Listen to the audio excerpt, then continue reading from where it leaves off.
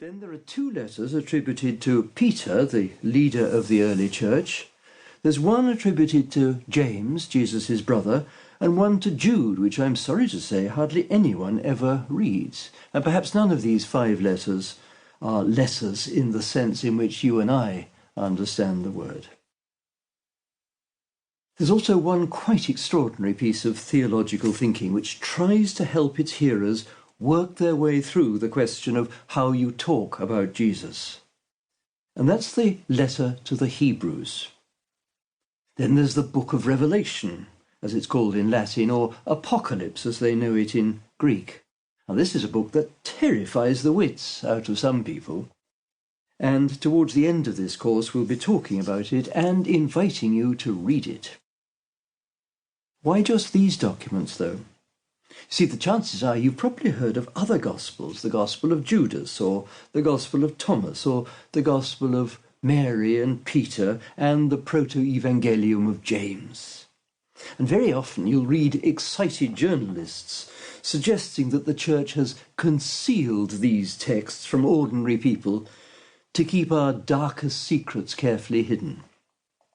Well, writing that sort of allegation is great fun and probably makes its authors a great deal of money, but it's not to be taken seriously.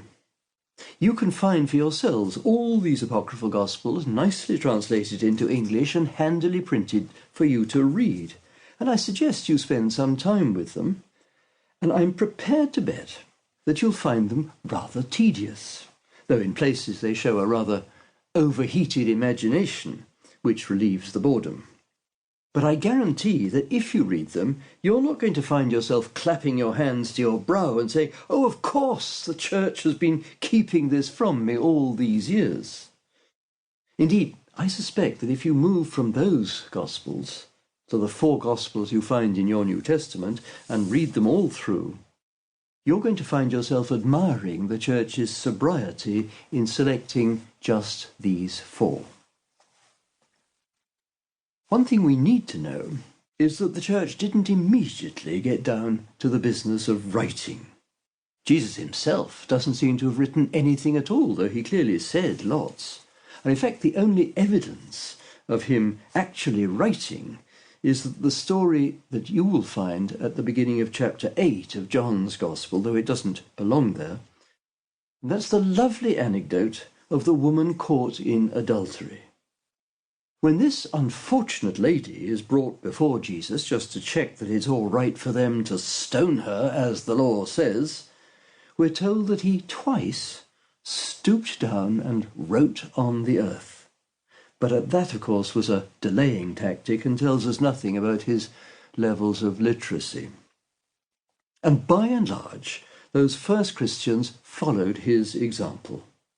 It's a safe guess that not many of them could read or write, and for the most part, as they rushed around that Mediterranean word, they spread the message by talking rather than by writing. And in any case, many of them thought that Jesus had indicated that the world was going to end quite soon, so what would be the point of writing books? However, the world didn't end, and Jesus' expected return didn't take place, but the people of God lost none of their enthusiasm for Jesus' message.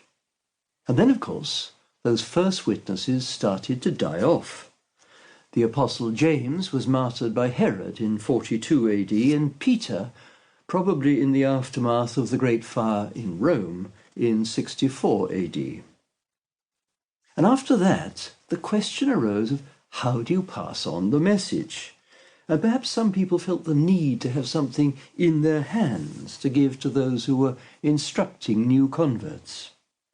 And so the author whom we know as Mark put down on paper, or rather papyrus, an account of Jesus' life, not quite as you or I would do it, but the shape of what Mark did was good enough to be used as a basis by Luke and by Matthew for their Gospels. And the author of John's Gospel may also have known Mark and possibly the other 2 as well, but he produced something rather different. But all of them produce basically the same story of Jesus from his baptism to his death, and then the emptiness of his tomb on that momentous Easter Sunday morning.